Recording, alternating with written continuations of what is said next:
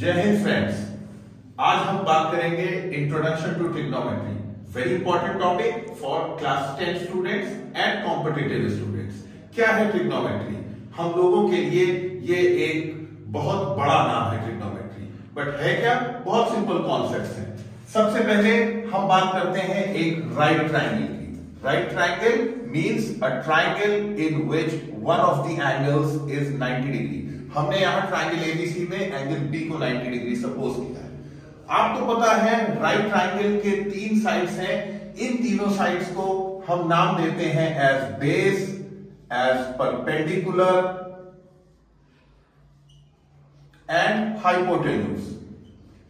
यहां पे ये बात नोट करने की है फ्रेंड्स कि हाइपोटेन्यूज इज फिक्स्ड। हाइपोटेन्यूज कौन सी साइड है? जो राइट एंगल के ऑपोजिट साइड है। इसको हम longest side of the triangle भी कहते हैं। बट ये बेस और परपेंडिकुलर फिक्स्ड नहीं है। ये बेस और परपेंडिकुलर इंटरचेंजेबल है। क्यों? अगर हम इस एंगल के रिगार्डिंग बात करते हैं तो ये बेस और ये परपेंडिकुलर माना जाएगा। बट अगर हम इस एक्यूट एंगल के रिगार्डिंग बात करते हैं तो ये दोनों इंटरचेंज हो जाएंगे। इस एंगल के हिसाब से ये होगा बेस और ये होगा परपेंडिकुलर। तो इसलिए ये जानना बहुत जरूरी है कि हम जिस ट्रिग्नोमेट्रिक रेशियो की बात कर रहे हैं तो हम एंगल कौन सा ले रहे हैं। ऑब्वियसली दोनों एक्यूट एंगल्स में से ही कोई एक लेंगे, या तो एंगल ए और angle C. If I talk about sine of C, तो साइन रेशियो होता है परपेंडिकुलर और हाइपोटेन्यूज का।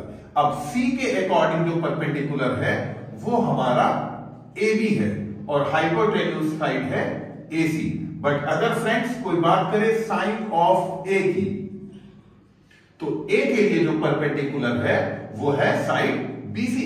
रेशियो तो सेम है P अपॉन H, बट ये AB नहीं होगा, ये होगा BC। हाँ, हाइपोटेन्यूज अगेन हमने जैसा बताया हाइपोटेन्यूज 6 है तो वो AC ही रहेगा, तो it will be BC upon AC। Likewise एक और दूसरा रेशियो है कॉस। कॉस होता है बेस अपॉन हाइपोटेन्यूज। टैन है perpendicular upon base. Sine, cos, tan ये 3 हमारे बेसिक रेशियोज हैं। इन तीनों बेसिक रेशियोज के रेसिप्रोकल्स भी हैं। साइन का रेसिप्रोकल 1 अपॉन साइन ये होता है कोसेक। कॉस का रेसिप्रोकल ये होता है सेक और टैन का रेसिप्रोकल ये होता है कॉट। ऑब्वियसली अगर साइन P अपॉन H था तो कोसेक H अपॉन P हो जाएगा।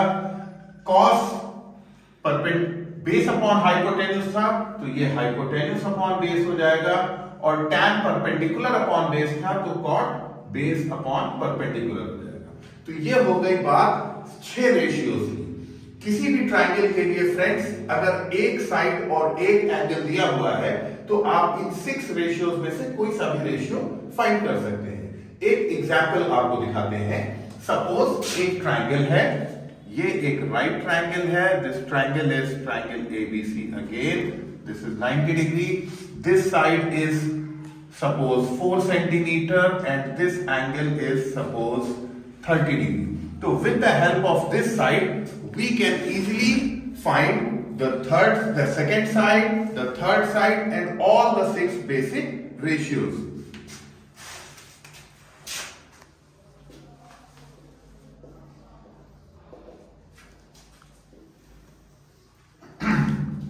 सबसे पहले बात करते हैं साइन ए की। जैसा कि हमने बताया साइन किसका रेशियो है? परपेंडिकुलर और हाइपोटेन्यूज का। क्या है परपेंडिकुलर? BC। क्या है हाइपोटेन्यूज? AC। कॉस किसका रेशियो है?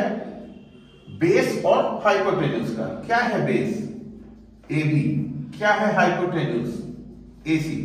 इस ट्राइंगल में हमने आपको परपेंडिकुलर और हाइपोटेन्यूज नहीं दिया है। क्या दिया है? आपको हमने बेस दिया है। तो ऑब्वियसली हमें किसी ऐसे रेशियो से ही स्टार्ट करना चाहिए जिसमें बेस इन्वॉल्व हो। अगर हम सोचें कि हम साइन से स्टार्ट करेंगे तो क्या हम साइन से कर पाएंगे? नहीं, हमको स्टार्ट करना चाहिए कॉस से। तो हम अपने इस एग्जाम्पल को सॉल्व करेंगे कॉस से। Let me make some space.